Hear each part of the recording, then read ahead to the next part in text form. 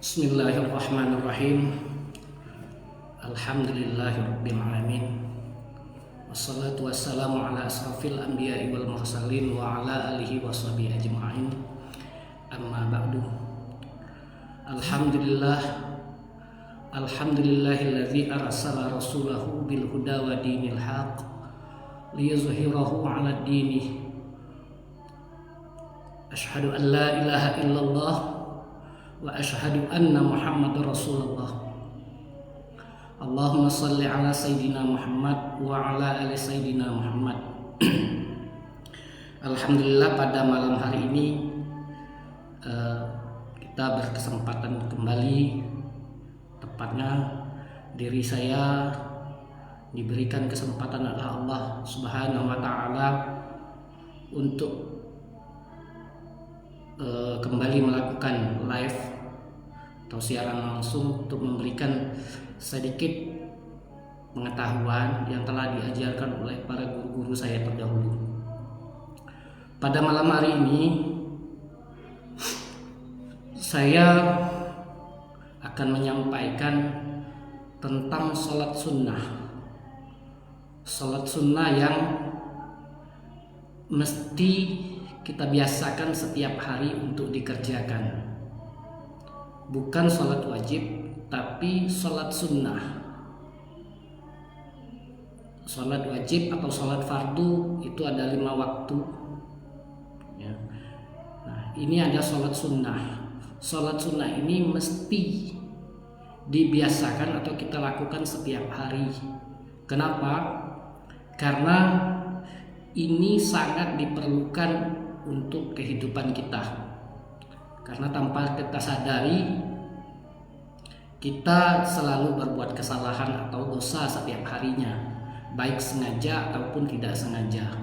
Lalu apa sholat sunnah yang mesti kita biasakan kerjakan setiap hari? Yaitulah sholat sunat taubat ya.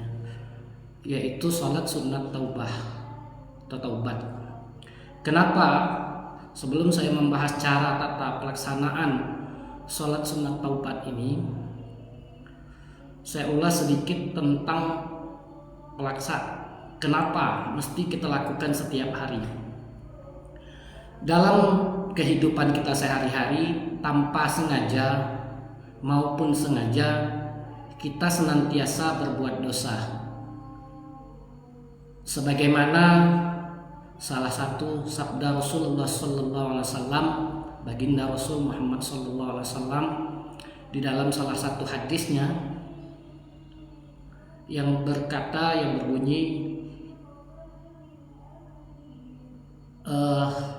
kullu bani Adam khata'un, setiap anak bani cucu Adam ya, itu berbuat dosa. Itu dasarnya. Makanya kita senantiasa dianjurkan di dalam kehidupan kita sehari-hari itu adalah mengucapkan istighfar, minta pengampunan kepada Allah Ta'ala. Salah satu zikirnya adalah istighfar. Nah, bagaimana istighfar ini lebih bagus lagi dilakukan adalah ketika kita melakukan sholat sunnah ini, sholat sunnah taubah, yang dikerjakan selama sebanyak 2 rakaat ya. Yang dikerjakan sebanyak 2 rakaat, waktunya bebas terkecuali waktu yang diharamkan untuk sholat sunnah. Jadi sholat sunnah taubah ini dia bersifat sunnah, namun bisa menjadi kebiasaan atau menjadikan wajib pada diri kita sendiri, bukan untuk orang lain ya. Namun sangat berguna. Saya memberitahukan ini bukan untuk mengajarkan, tapi sekedar memberitahu, meneruskan dari apa yang telah diajarkan oleh guru saya yang membimbing saya untuk melakukan atau mengerjakan sholat sunnah ini. Kenapa saya sampaikan demikian? Diibaratkan tanpa sadar seperti yang saya katakan di awal, kullu bani Adam khata'un. Setiap anak bani cucu Adam itu berbuat dosa. Baik itu dosa secara zohir maupun batin. Zohir yang paling banyak melakukan tanpa kita sadari, melakukan dosa yang tanpa kita sadari itu adalah mata dan mulut atau lidah. Mata melihat yang tidak mesti kita seharusnya lihat. Mulut yang tidak seharusnya kita lakukan, seperti mengucilkan orang, mengejek orang, atau mengumpat yang biasa kita lakukan itu setiap manusia, termasuk saya sendiri, ya, melakukannya. Nah, jadi makanya dianjurkan kita melakukan sholat sunnah taubah. Diibaratkan kalau dosa itu diibaratkan dengan hujan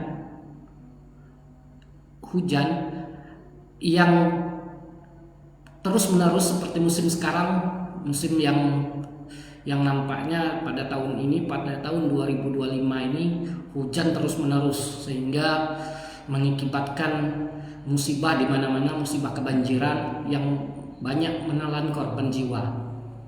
Jadi kalau hujan tiap hari terus besoknya panas, hujan lagi, panas lagi, itu air apabila menimpa besi, diibaratkan seperti itu, apabila tidak dibersihkan genangan air itu akan berkarat. Maka diibaratkan diri kita sebagai sepotong besi tersebut. Apabila kita melakukan perbuatan dosa, perbuatan kesalahan, khilaf yang sengaja maupun tidak sengaja tanpa kita sadari lakukan setiap hari, tidak kita bersihkan, maka itu akan berkarat, akan menumpuk pada diri kita,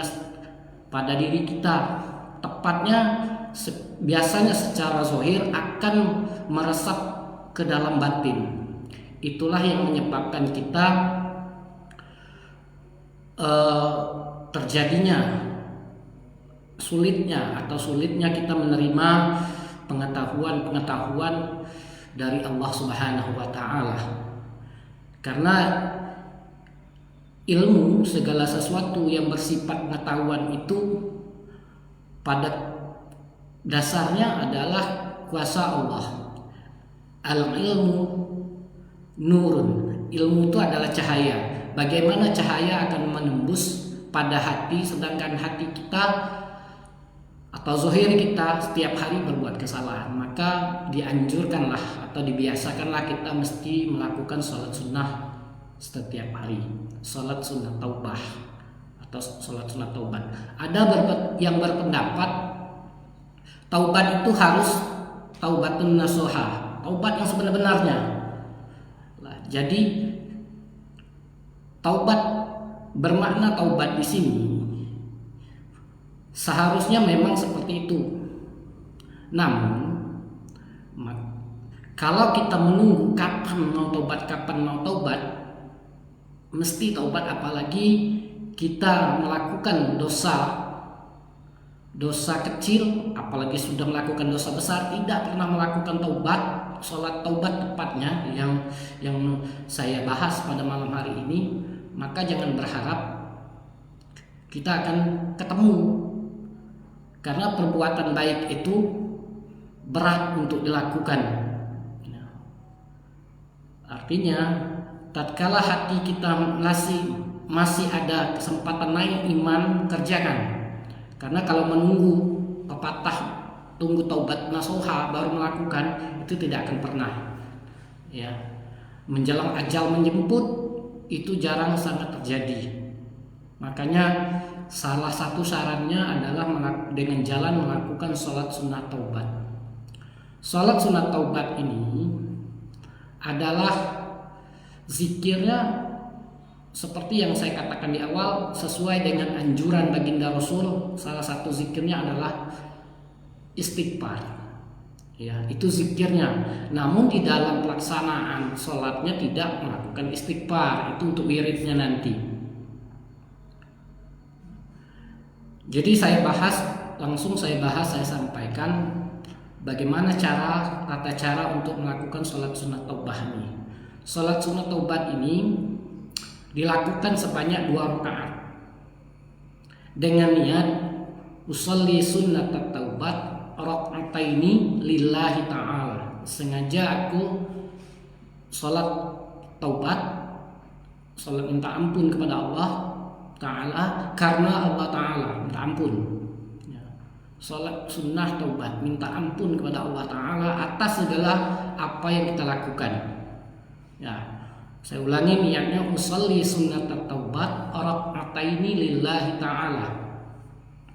Lalu apa yang kita baca? Seperti pada umumnya pada salat sunnah yang lain, kita membaca doa iftitah.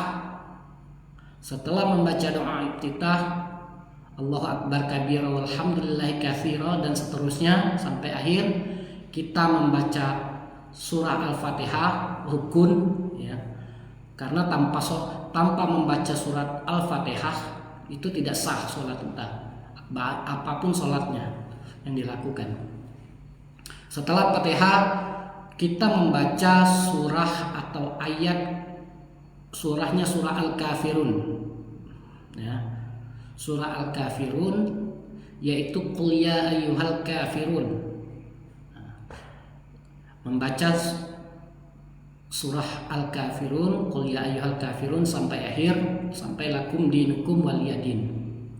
Nah, setelah itu seperti biasa rukuk sujud. Di rakaat kedua kita akan membaca lagi Fatihah, surah. Nah, surahnya adalah surah Al-Ikhlas, yaitu surah Al-Ikhlas, qul huwallahu ahad. Kita membaca itu sampailah dengan selesai, sampai salam, assalamualaikum warahmatullahi wabarakatuh. Setelah 2 rakaat selesai, kita langsung memasuki kepada wiridnya. Wirid itu sebenarnya bebas, namun yang diajarkan oleh guru saya, oleh Syekh Muhammad Arasad Al-Amin Al-Habsi, beliau yang membimbing saya untuk melakukan ini. Alhamdulillah, semoga fadilah keutamaan yang diajarkan oleh beliau atas ilmu atau pengetahuan yang diajarkan beliau ini bermanfaat bagi saya, dan sangat bermanfaat tentunya yang bisa saya dapatkan. Semoga menjadi amal jariah untuk guru saya tersebut yang telah mengajarkan saya ilmu atau pengetahuan salat sunnah taubah ini. Jadi langsung ke wiridnya.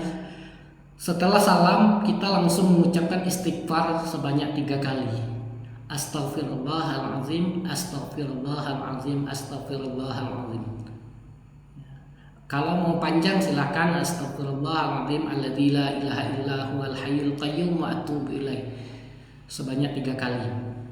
Nah, atau juga sayyidul istighfar kita baca Allahumma anta rabbi la ilaha illa anta khalaqtani wa ana 'abduka wa ana 'ala ahdika wa wa'dika mastata'tu a'udzu bika min sharri ma sana'tu abu'u laka bi ni'matika 'alayya wa abu'u bi dzambi faghfirli fa innahu la yaghfiru dzunuba illa anta. Atau membaca istighfar itu, doa sayyidul istighfar boleh, ya. Nah, setelah membaca istighfar di awal, kita langsung bersolawat kepada baginda Rasul Muhammad sallallahu alaihi wasallam, Sayyidina wa Maulana Nabiyuna Muhammadin sallallahu alaihi wasallam. Karena menurut riwayat, tanpa kita bersolawat kepada Nabi, itu apapun yang kita lakukan atau kita panjatkan atau munajatkan atau doa, itu tidak akan sampai naik ke hadirat Allah Subhanahu wa taala, ya. Jadi wajib sholawat. Sholawat seperti biasa, Allahumma sholli ala sayyidina Muhammad wa ala ali sayyidina Muhammad sebanyak 3 kali. Setelah itu kita mengirimkan Fatihah kepada baginda Rasul Muhammad sallallahu alaihi wasallam yang telah membawa atau mengenalkan kita, membawa kita dari alam kegelapan alam bodoh, alam jahil ya sebelum Islam ada di kaum di umat ini ya. Jadi baginda Rasul kita mengirimkan Fatihah kepada beliau. Selanjutnya kita mengirimkan itu satu persatu ya Fatihah yang kita kirimkan ya, kita kirimkan kepada baginda Rasul. Yang kedua, setelah baginda Rasul kita kirimkan kepada para guru-guru kita. Para guru-guru kita yang telah mengajarkan ilmunya, ilmu agama dan ilmu kebaikannya kepada kita. Yang telah mengajarkan ilmu agama dan ilmu kebaikannya kepada kita. Nah, kita kirimkan Fatihah juga. Selanjutnya setelah kita mengirimkan Fatihah kepada guru, yang tadi pertama Fatihah kepada baginda Rasul Muhammad SAW, kita mengirimkan kepada guru-guru kita. Setelah guru baru kita mengirimkan kepada kedua orang tua kita. Nah, Al-Fatihah kepada kedua orang tua kita yang telah melahirkan kita, yang telah merawat kita dari semenjak ya dari dalam kandungan, terutama ibu, baru ayah, setelah dilahirkan dari kecil sampailah kita pada umur sekarang. Nah, baik kepada orang tua kita yang masih hidup ataupun yang apalagi yang telah meninggal dunia. Ya. Karena pada dasarnya salah satu sabda baginda Rasul Muhammad SAW, apabila kita meninggal dunia, idza mata banu adama, apabila anak manusia Adam itu, anak cucu Bani Adam itu meninggal dunia, idza mata banu adama in qata illa min salasin, maka terputus amalnya kecuali illa min salasin, kecuali 3 perkara. Apa yang 3 perkara ini? Yang pertama shadaqatin jariyatin, sedekah jariah, kita bersedekah ya semampu kita, seikhlas kita, jangan dipaksakan ya untuk senantiasa bersedekah. Yang kedua adalah ilmi yang fa'ulahu, ilmu yang bermanfaat lagi yang dimanfaatkan, bermanfaat lagi dimanfaatkan ya, ilmunya benar untuk ilmu kebaikan, lalu diajarkan atau diberitahukan, kita terapkan, kita belajar ilmu kebaikan, lalu kita terapkan dalam kehidupan kita, lalu kita ajarkan kepada orang lain. Ini yang akan menjadi sumber kehidupan kita nanti setelah meninggal, yaumil akhir ya. Nah, yang terakhir itu ada awwalin sholihin yad'ulah, anak yang soleh. Nah, disinilah kita tadi fungsi kita mengirimkan Al-Fatihah kepada kedua orang tua kita. Kita ingin menjadi anak yang berbakti, yang taat kepada orang tua kita dengan mengirimkan Fatihah kepada beliau. Nah, itu wirid yang untuk Fatihahnya. Selanjutnya setelah Fatihah 3 kali ya Fatihahnya. Jadi pertama untuk baginda Rasul Muhammad SAW, yang kedua untuk para guru-guru kita, yang ketiga untuk kedua orang tua kita. Baru kita istighfar, mengucapkan istighfar, astaghfirullahalazim, astaghfirullahalazim, astaghfirullahalazim. Ya kan? Artinya istighfar itu aku minta ampuni aku ya Allah, ampuni aku ya Allah, aku minta ampun ya Allah. Seperti itu artinya. Aku minta ampun ya Allah. Astaghfirullahalazim. Berapa banyak jumlahnya? Jumlahnya semampu itu. Ya, semampu kita. Bisa 10 kali, bisa 30 kali, atau 33, bisa 70 kali, bisa 100 kali. Kalau dalam riwayat itu baginda Rasul Muhammad SAW mengajarkan itu tidak lepas dari 70 kali dia mengucapkan istighfar setiap harinya. Tiap harinya 70 kali. Beliau yang maksum, yang bersih dari dosa, baginda Rasul Muhammad SAW masih juga minta ampun, sudah dijamin oleh Allah Ta'ala, masih juga minta ampun. Apalagi kita yang senantiasa berbuat dosa setiap harinya. Jadi kita minta ampun dan terserah mengucapkan istighfar ini berapa banyak ya, kemampuan kita. Yang penting itu dilakukan terus setiap hari. Nah, seperti itu. Setelah istighfar sebanyak yang kita mampu, bisa 10, bisa 30, dan hitungan yang kita sesuai dengan kemampuan kita. Setelah itu kita mengucapkan, baru kita membaca doa. Doanya apa? Tadi yang sudah saya sampaikan di awal, doanya adalah doa Sayyidul Istighfar. Sayyidul Istighfar itu adalah doa rajonya doa ya. Rajonya doa sebanyak 3 kali.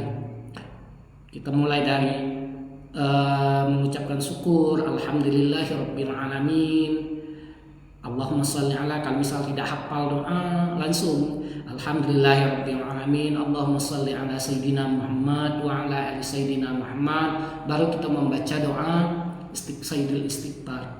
Allahumma anta rabbi la ilaha illa anta khalaqtani wa ana abduka wa ana ala ahdika wa wa'dika mastata'tu a'udzu bika min syarri ma sana'tu abu'u laka bi ni'matika 'alayya wa abu'u bi dzambi faghfir li fa innahu la yaghfiru dzunuba illa anta. Jadi seperti itu. Nah, itulah tata cara untuk kita melakukan sholat sunat taubah, sholat sunat taubat, yang mudah-mudahan bisa kita lakukan setiap hari. Insya Allah apabila kita bisa rutin melakukan ini, nanti bisa dirasakan sendiri fadilah atau keutamaannya, karena keutamaannya banyak. Yang jelas kita minta ampun, utamanya kita minta ampun sesuai dengan tujuannya. Kita minta ampun kepada Allah Ta'ala atas dosa-dosa dan kesalahan yang telah kita lakukan. Itu saja mungkin materi saya yang pada malam hari ini bisa saya sampaikan. Terlebih kurang saya mohon maaf. Ma asabaka min hasanatin faminallah. Apa-apa yang baik itu datangnya dari Allah, yang disampaikan oleh Allah melalui perantaraan mulut saya. Wa ma asabaka min sayyi'atin famin nafsi. Dan apa-apa yang buruk yang terucap dari bibir saya, lisan saya adalah nafsu saya sendiri, adalah ego atau iblisnya dari diri saya sendiri. Saya mohon maaf, semoga bermanfaat. Wallahumma fiq ila aqwamit thoriq. Wassalamualaikum warahmatullahi wabarakatuh.